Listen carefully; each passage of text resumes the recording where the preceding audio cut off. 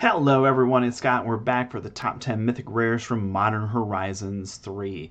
Set releases in just a couple of days, and we're going to see, I think, a lot of cards from this set kind of help shake up the modern metagame, and these are the 10 Mythic Rares I think are going to have the most likely impact. And we're particularly looking at cards that are going to be things that are new to Modern and brand new cards, not necessarily all of the reprints. So let's dive into the top 10.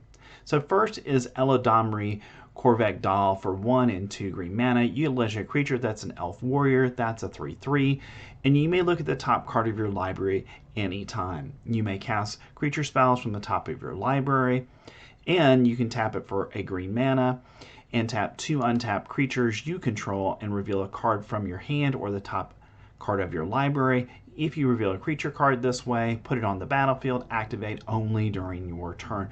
So potentially you have the ability to put out a very large creature with Eladamri's ability there by just tapping 2 other creatures and tapping Eladamri. You can now put out, one of the ridiculously high mana costed creatures that the set has. And I think that ability to basically sneak into play something like that, I think is a really powerful ability in Modern. Next, we've got Phyrexian Tower, legendary land. It taps for a colorless mana, and you can sacrifice a creature and add 2 black mana. Well, we know there's already sacrifice decks in Modern, so this fits right into those, and it's now not only just sacrificing something, but it's also then getting that great value for it as well, and getting that extra mana that you need to push forward your game. And this is a reprint, and it has seen a lot of play in older formats, so I would expect it to find a good home in Modern as well. At number 8, we have Necro Dominance for 3 black mana. You get a legendary enchantment, and you get to skip your turn. At the beginning of your end step, you may pay any amount of life. If you do, draw that many cards, so it gives you that ability to pay a life or 2 life, whatever you need. Your maximum hand size is 5, so my assumption is, assuming that you've got a way to balance the life loss with some life gain, you're going to be able to always have 5 cards in your hand that you're going to be working from at the end of each of your turns. And if a card or token will be put into your graveyard from anywhere, exile it instead. But I think this is a card that will see Modern play. Where exactly right now, I'm not 100% sure, but it's got a place in Modern.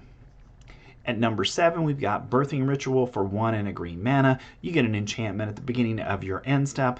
If you control a creature, look at the top 7 cards of your library. Then you may sacrifice a creature. If you do, you may put a creature card with mana value X or less from among those cards onto the battlefield, where X is 1 plus the sacrifice creature's mana value. Put the rest on the bottom of your library in a random order. So this is that great ability that we see, this is a birthing pod style card, and because of that, I think it's going to find a home somewhere in Modern.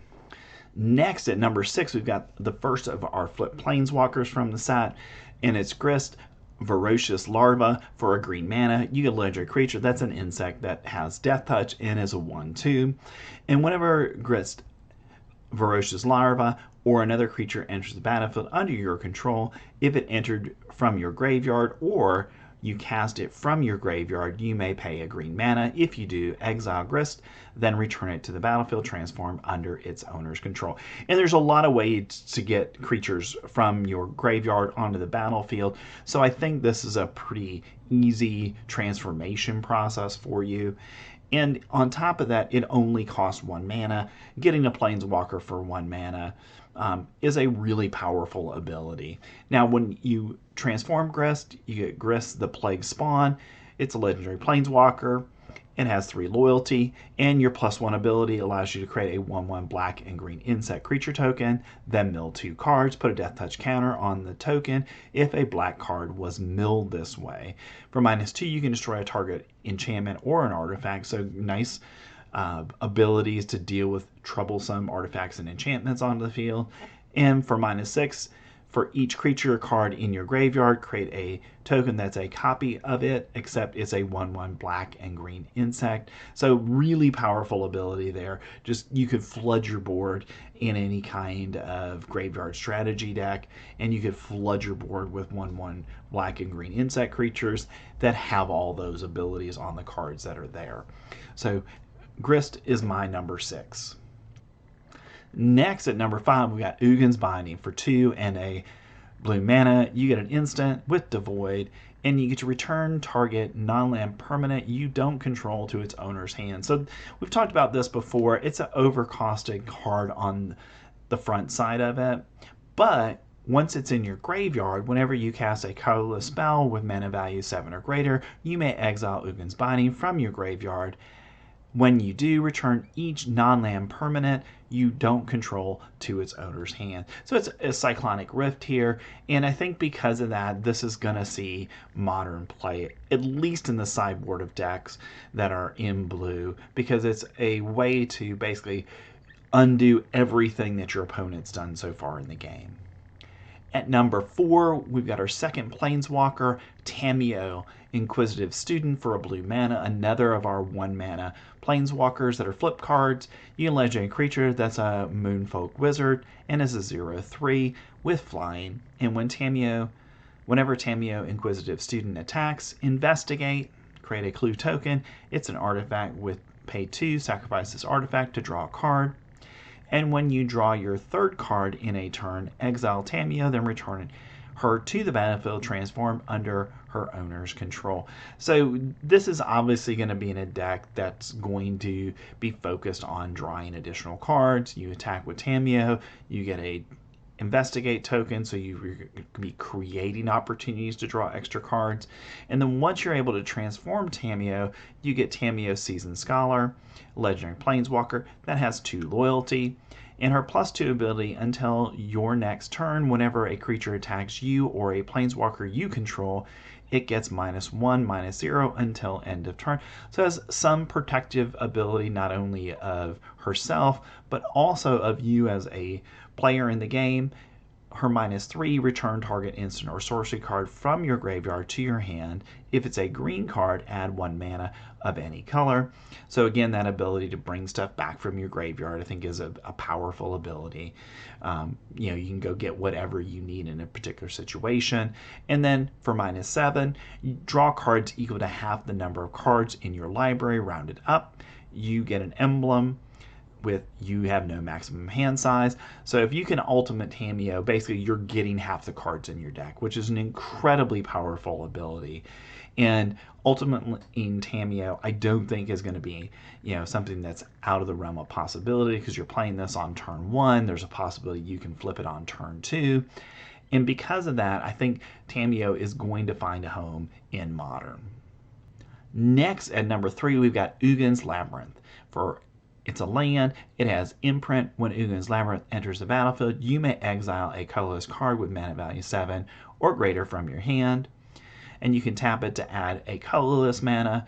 And if a card is exiled with Ugin's Labyrinth, you get to add 2 mana instead. So obviously this is meant to go in a big mana cost creature deck, or big mana cost card deck in any given way. And you do have the ability to later tap this and return the exile card to its owner's hand, so you can actually play it. But the big thing is, it's that mana ramping ability. You play this on turn 1, you play something with 7 mana. Now you've got 2 colorless mana to do something with on turn 1. And then on turn 2, you're going to have that extra mana and so on. And because of that, by the time you get to the point where you're going to want that 7 mana card or greater card back, you've gotten so much extra mana that has pushed your game plan forward quite a bit. And I can see this finding a home in our Tron decks, or any number of decks that are really trying to ramp out and play large spells. Next at number 2, we've got Flage, Titan of Fire's Fury. For 1, a red and a white mana, you get a legendary creature. That's an Elder Giant. That's a 6/6. And whenever Flage enters the battlefield, sacrifice it unless it escaped. And whenever Flage enters the battlefield or attacks, it deals 3 damage to any target and you gain 3 life. And it can be escape for 2 red and 2 white. Exile 5 other cards from your graveyard. You may cast this card from your graveyard if for its escape cost. So Phage is a really powerful Elder Giant. And I can see this going right into the Boros Burn deck and any Boros deck in Modern, because it has the ability to do 3 damage. Certainly it's 3 mana, but you're doing 3 damage. You're gaining some life right away. And then once you've escaped it, you're doing that turn after turn after turn to your opponent, because as a 6/6, it's going to be hard to remove Flage without direct removal. And because of that, I think this has got a home in a variety of decks in Modern. And that brings us to our number 1 card, and that is Oculate Pride. For a white mana, you get a cat. It has First Strike and Lifelink and is a 1/1, and it has Ascend. If you control 10 or more permanents, you get the City's Blessing for the rest of the game. At the beginning of your end step, if you gain life this turn, create a 1/1 white cat creature token. Then if you have the City's Blessing for each token you control that entered the battlefield this turn, create a token that's a copy of it. So Oculent Pride on its own is potentially a win condition, because on turn 1, yeah, it's going to be sitting there. It can die to an Orcish Bowmaster, but if it survives, then what's going to happen is it attacks, it's got First Strike, it's going to gain a life, you get a token, you've got at least 4 things on the field at this point, maybe 5 or 6, depending on how your deck is structured. So by the time we get to turn 3 or 4, you're going to probably have the City's Blessing, and now you're producing 2 tokens every turn. And if you build this in a token deck, now not only are you getting 1 token, you're going to be getting 2 tokens every turn, and for each of those tokens that's created. And I think this is a very, very powerful win condition. It'll be interesting to see how deck builders use this in Modern, because I think it's going to be incredibly powerful. And I can see, certainly I didn't rank Ajani in the top 10 here, but Ajani and this working together I think are a pretty powerful combination as well, because Ajani, when it comes into play, it's a 2 mana spell. It comes into play and creates a white cat creature token, and because of that already you'd be on at 4 right there. So I think there's definitely a place for this in Modern, and I think this is going to be very interesting to see where this card ends up. All right, those are our top 10 Mythic Rares from Modern Horizons 3. Thanks for staying to the end of the video. I appreciate all the support during Modern Horizons 3 spoiler season. I'll be back for one more video where I'll talk about the top 10 rares from Modern Horizons 3 that are likely to impact Modern. Thanks. I'll see you next time.